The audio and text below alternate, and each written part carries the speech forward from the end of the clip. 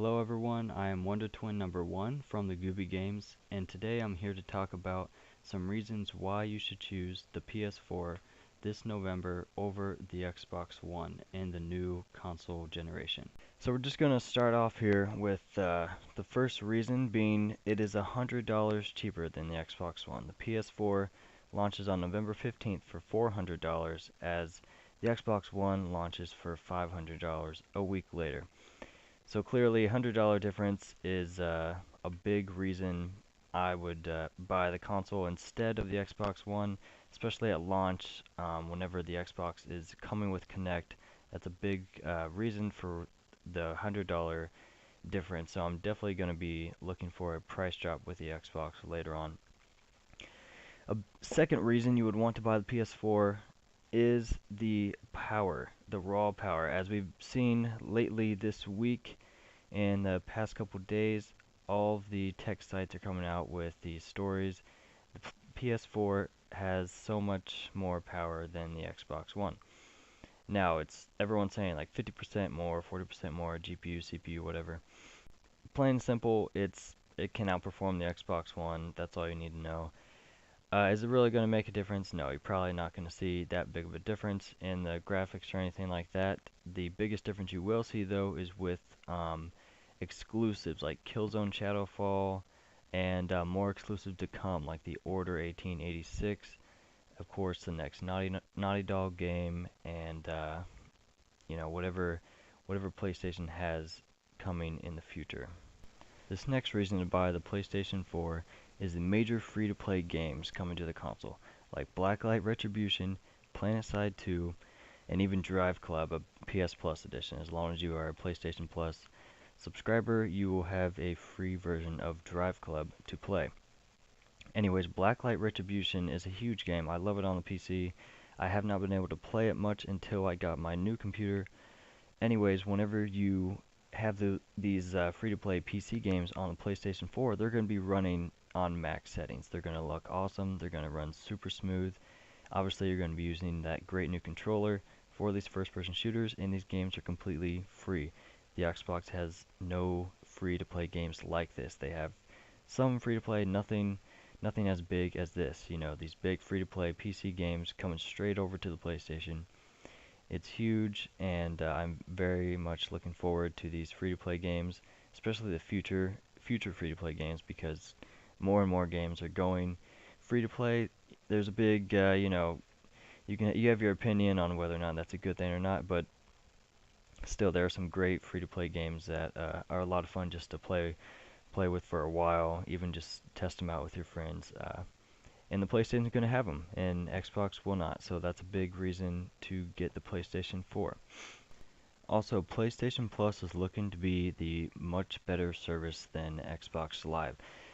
One reason is because it's $10 cheaper a year. It is $50 for a subscription for a year of PlayStation Plus compared to $60 for Xbox Live Gold. That's not a huge difference, but it is cheaper, and you also get a bunch of free games every month. PlayStation Plus gives you free games to play for a month, and they change up the games every month. And these games are not small-time games. These games are AAA games. A lot of them are AAA games, big-time games that you actually want to play. For example, Infamous 2, Borderlands, The Walking Dead, BioShock 2, and NBA Jam, games like that. Sleeping Dogs even. There were like 64 games, I think, in last year that the PS3 PlayStation Plus subscribers got for free. Completely played them for free, and that more than makes up the $50 a year. And Xbox Live Gold doesn't give you that. They've started to try and do things like that, but I was on the Xbox 360 for the last 2 years of its life cycle, and those games they were offering were not usually as big as most of these games. They had a couple like Assassin's Creed 2, but overall it's just not as comparable to PS Plus. Alright, this next reason I want to talk about is the incredible indie support that Sony has for all these independent studios out there. Their console is much easier to develop for. It is more powerful than the Xbox One, and also they've never had any restrictions on self-publishing or anything like that. So they've been incredibly indie friendly, and this is a really, really good thing. All right, there's tons of great indie games that are going to be coming to the PS4. There's tons that are out there already for the PC. I've been playing a bunch of them. Obviously, they're all over Steam. And there's not usually a bunch on console. There's more have been coming as of late, but now with these next gen consoles, it's definitely a big deal to get these indie games onto them like at launch, and to get them even exclusive. A lot of them are going to be exclusively launching on the PS4.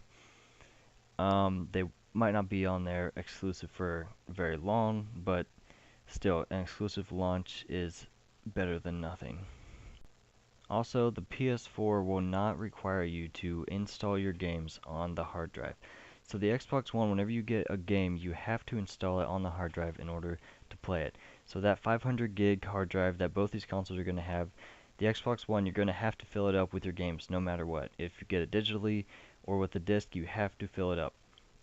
PS4, if you are worried about, filling up that space, you can use the disk and you don't have to install it on your hard drive. Simple as that. You're going to have that 500 gigs open for a much longer amount of time. If you want that, if you're going to download it digitally, then you're going to fill up the hard drive anyway. So it depends on where you are with this. If you're going to be buying disc games, then it's a plus to get the PS4. You don't have to install it on your console. If you're going to get digitally either way, guess it's not going to matter very much for you. Still, nobody wants that restriction. That was what got Microsoft in trouble in the first place, restricting everybody with all the rules they had on the Xbox One. This is still a rule that they did not take off. You have to install your game on the console no matter what. And if I don't have enough room, then I can't play it. And on the PS4 you can. You can just use the disc. Also, this is a smaller reason, but still it's kind of a big deal to me. The new controllers. So the Xbox One controller, yes, they moved the battery pack. They took it off, but they didn't take it off really. They put it into the freaking controller. So you still have to use AA batteries and put it in. It does not come with a charge cable, and it does not come with any rechargeable battery pack either. Everything is sold separately. The PS4 has a built-in battery pack. You can't even take it out. It comes with a micro USB plug-in to charge the controller. So you can plug it in through USB on the console and then plug in your controller and you're charging. But with the Xbox One, you still have to use batteries, and that is definitely a previous generation thing. That is not next gen at all. I'm not happy about that, but since I'm not getting the Xbox One, that's a plus for the PlayStation. That's how I look at it. Also, another small reason to get the PlayStation 4 is that it is releasing 1 week earlier than the Xbox One. So all these next-gen games, the Assassin's Creed 4, Battlefield 4, Call of Duty Ghost, all the Watch Dogs, third-party games that you're going to be able to play on both consoles, you can play it a week earlier on the PS4. Obviously, if you want to buy it on the previous generation and then go up with the whole $10 deal that's going on with GameStop and stuff, you can, but I personally am not going to be wasting my time and money doing that. Another minor reason why I'm choosing the PS4 over the Xbox One is the size. As we saw recently with specifically IGN's not unboxing, but hands-on video with the Xbox One, the Xbox One is ginormous. That thing is huge. It is much bigger than the original Xbox 360. It is taller than the original PS3. It is much wider than the original PS3. And that's just going to take up a ton of space in entertainment centers everywhere. It's like a giant DVR that you have for your cable company.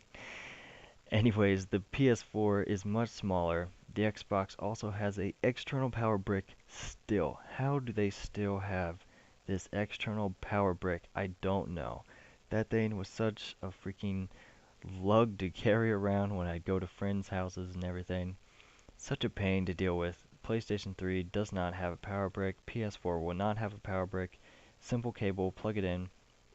It's going to be much smaller, much easier to fit everywhere, to travel with, anything. So it's not a big deal, but it's a smaller size, no external power brick for the PS4. So anyways guys, thank you very much for watching. These have been the main reasons for why I'm getting the PS4. I am also switching from the Xbox 360 to the PS4, so you can take that for what it's worth. If you'd like to check out our game channel, you can do so by clicking here. And November 15th cannot come soon enough, but for now, I will see you guys later.